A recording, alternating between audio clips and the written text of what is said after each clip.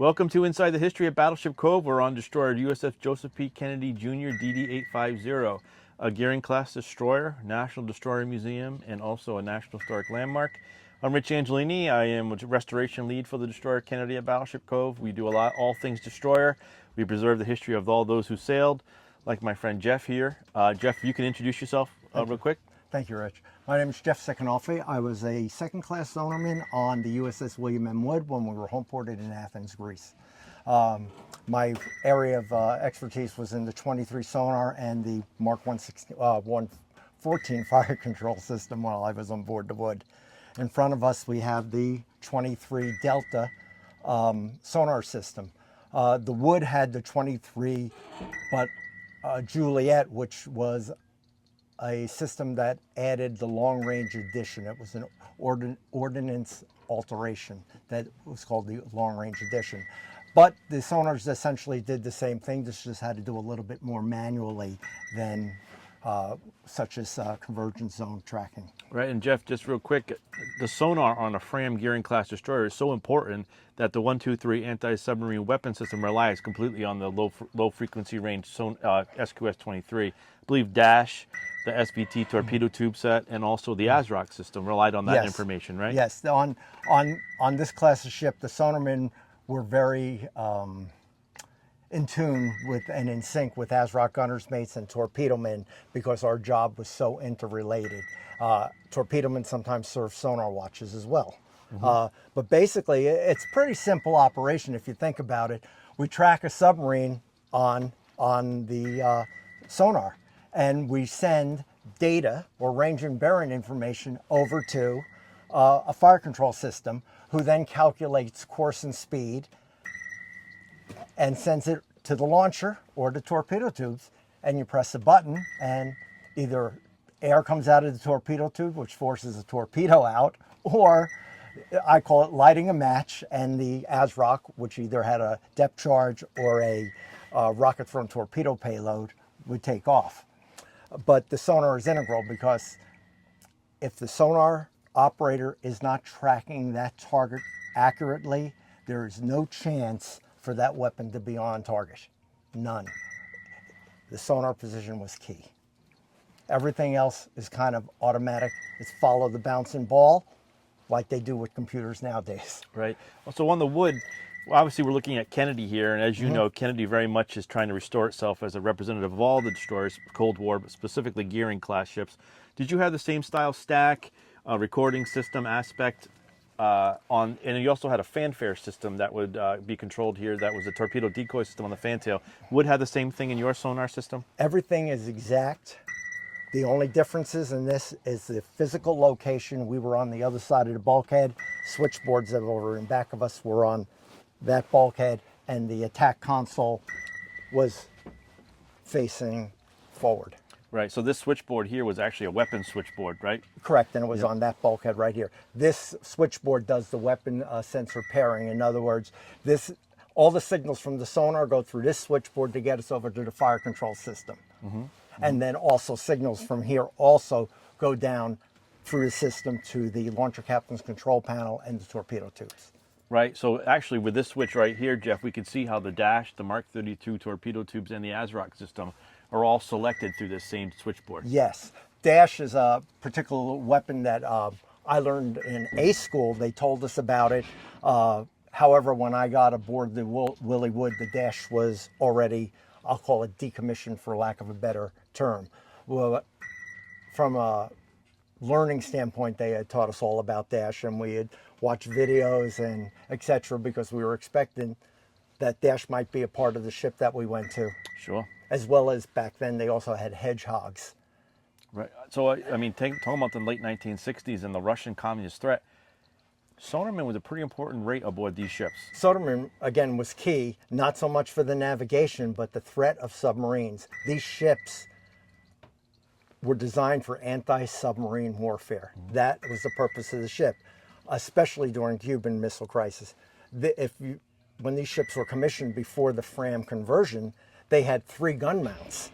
Well, ASW became important. They needed to get the torpedo tubes up there, so they removed one of the forward gun mounts, the one that's right in back of Mount 51, and they replaced it with two sets of triple torpedo tubes, the Mark 32 tubes, and that's, you know, those torpedoes are, you know, fantastic. They're acoustic Hohmann torpedoes.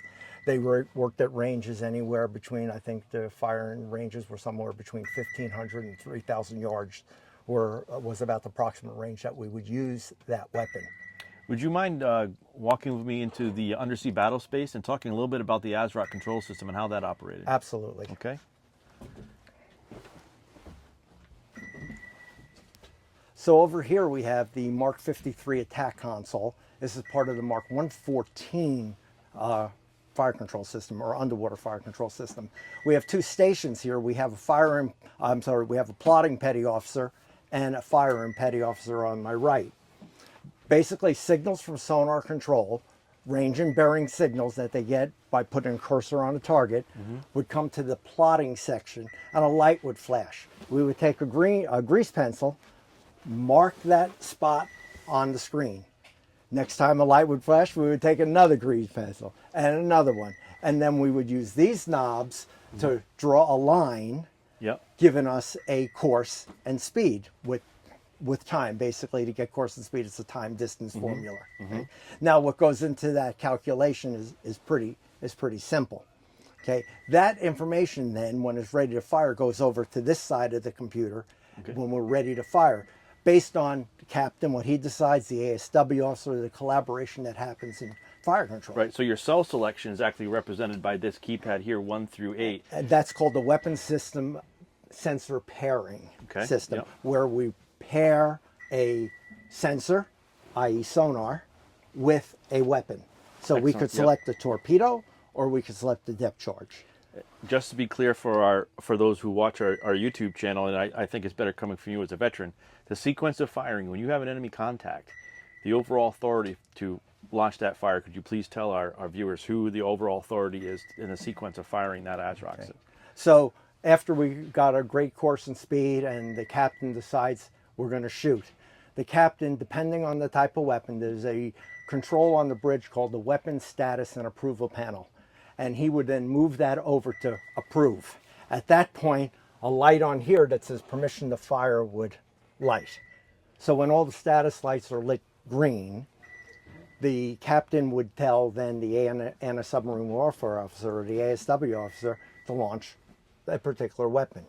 Everything's satisfied, the ASW officer would then put his hand on your shoulder and say, shoot. Never fire, shoot. At that point, what would happen is, and I'm going back because I screwed up. Okay, once we get everything ready and they give us permission to fire, they will tell us to go to standby. Is this working? Can I move it? You can move it. Okay. We would take the firing key and move it to standby. At that point, all these lights should be green. Permission, we have permission to fire, everything's ready to go. And then ASW officers say shoot, put the hand on your shoulder, you would come across center detent and shoot the fire, hold it, you'll hear weapon away, these signals will give you a weapon away, and come back to center detent. And we would do that same procedure exactly for every launch. Now, there are some things that we have to set into this thing, such with the older torpedoes, with the Mark 44 torpedo, we would have to tell it where to search depth. We have to give it an initial search depth and a floor, how deep we want it to go, because these torpedoes they search in helical patterns with floors and ceilings. Right. And that's what we'd do there. We would also have to make sure that we had the proper, if we're firing an ASROC, that the anemometer was working, which is the wind bird, because we need to know what winds aloft are because we're shooting a rocket. Okay, we have to make sure we have signals from the gyros because there's roll and pitch on the ship. We have the ASROC launcher trained and elevated to a certain angle, and so we need to know if that moves, that's going to affect the trajectory. Okay, sure. So we have to have all the environmentals in here. For sonar, we need to know the bathythermograph information from launching an XBT. We have to know the temperature versus depth profile. That has to go in there. We have to know what the wet bulb and dry bulb is for air density. All these things get plugged manually into here. And of course, you have to know what target depth is. And you only can, you don't necessarily know what target depth is. You have to make a calculated guess. Let me ask you now, from a systems question, more to your personal experience as a sonarman on the wood. Now, as we see here, Kennedy actually went to war games with destroyers, right? Submarines, excuse me. And she actually made some kills. Now, did you ever go into exercises against submarines with wood? Yes, during like a WASAT, a weapon system accuracy trial, and things like that. How successful were you at detecting and quote unquote killing a target? Well, on the wood, we were one of the only people to be able to surface a Russian submarine in the Black Sea. Excellent. And do you use your sonar team to help do that, right? Would you Yes. like to explain how that? I think that's an interesting story of that's really what these destroyers were all about. If you can talk a little bit about that. Well, from my recollection, we had got a contact and we were tracking her for days. What seemed like days. It might have been 2 days. We were running for sonar. It was a port and starboard watch. I think it was called Condition 1 AS. Okay. Yep. Okay, versus general quarters. This way, it was only really the sonarman and the combat team, and we were tracking and tracking and tracking, and we were trying all different tricks. We were trying to concentrate the sonar beam on the target to drive them crazy. We did something with the Gertrude, which is the underwater telephone. Yep. We were talking to them, and we were doing whatever Harassment, we had to do. general harassment, right? Yep. And eventually we got them to surface. Right, because they were diesel boats, so you just kept them down long enough and It was a harassed them. Foxtrot. There you go. It was a Foxtrot.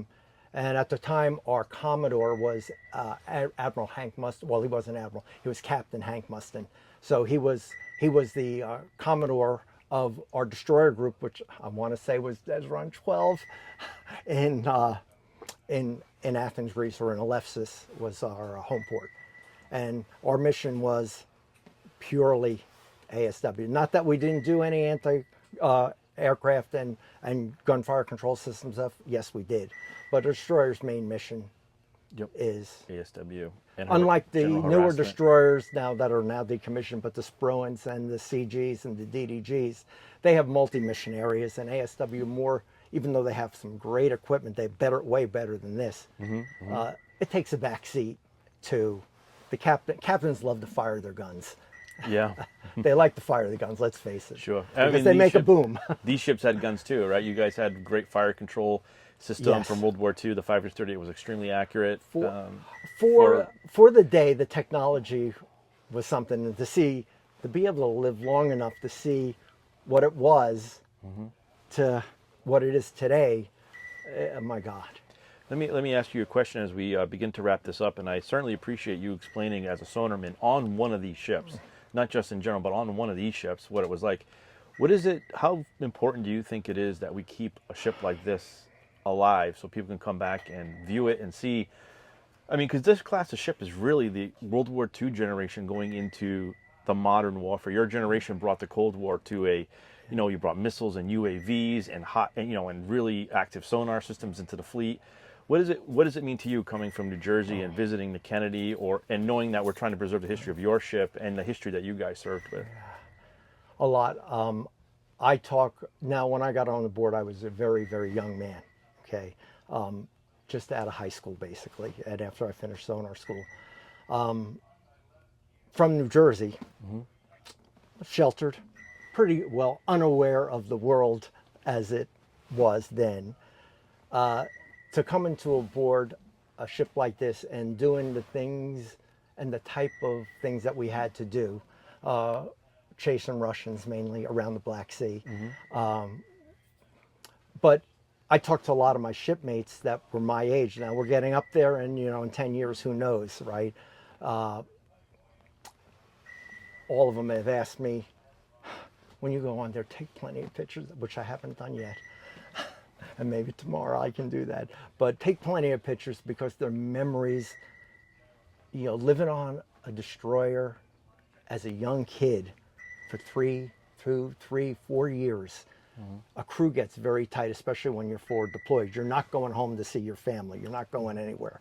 But the memories, first of all, that this brings back is just, they flood, and honestly, it could bring tears to my eyes to think of what it was. Now, as we get older, we never remember the bad times. Sure, and of course. there were plenty of bad times. Personally, I got seasick for a long time. It took me a long time to get over. But to know that we went this far in 50 years, hard to believe that, 50, this far to what we have today. If it wasn't for this type of system, the people that brought this, where we no longer had to use a stopwatch and use the math in our head, Right. this started the automatic age, as far as I'm concerned. Absolutely. And the beginning, it's the very rudimentary beginning of the digital age. And unfortunately, I might say that it's lost now because they don't, the Navy really doesn't train on this anymore. If they ever had to bring back this, or if the new generation had to do what we had to do manually, they really need to learn that. The Navy, I think, needs to focus more on that. But just knowing that this is the genesis, if you knew this, you could go to any of those other systems because you know the plan. You know exactly what you need. Yep. It's done differently, but you know exactly what you need, and that's the important. I think this also shows today, we read in the paper, we see on the news that Americans are very concerned about bumpings, they're very concerned about overflights by not Soviet anymore, but Russian vessels and aircraft, and like, hey, what's going on? Why are they doing that to us? Your generation, this is nothing new. You did it to them, they did it to you.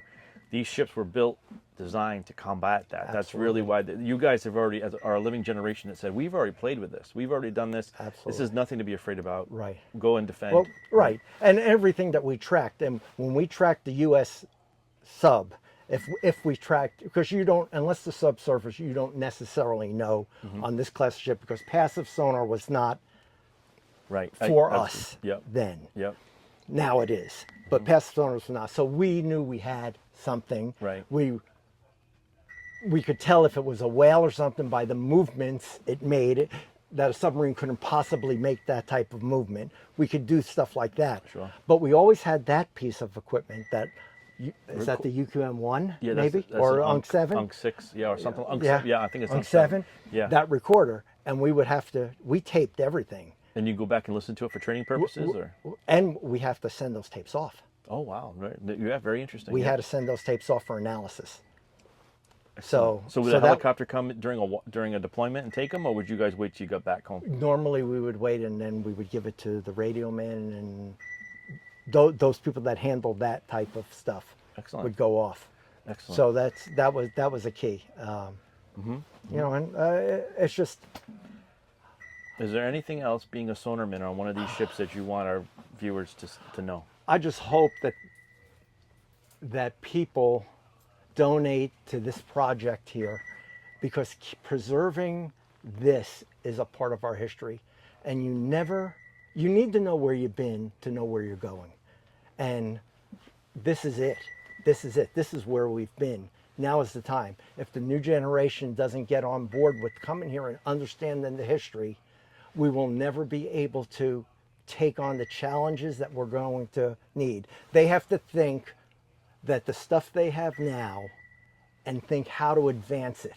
Like we thought this, and then as my career progressed in working for the Navy and being retiring from the Navy,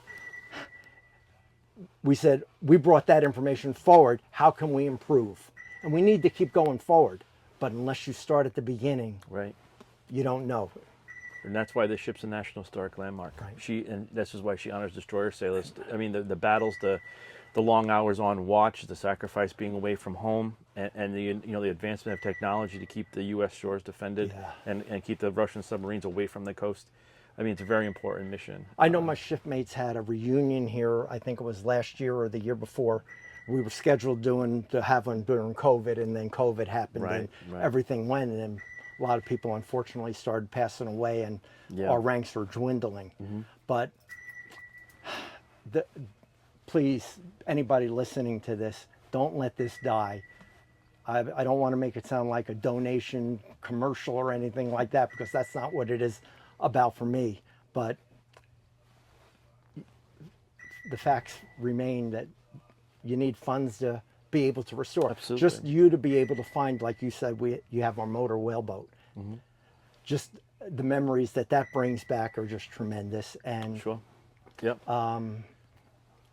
I know you need funds to keep this thing operating and preserve it, because I'll tell you what, this looks like heaven to me.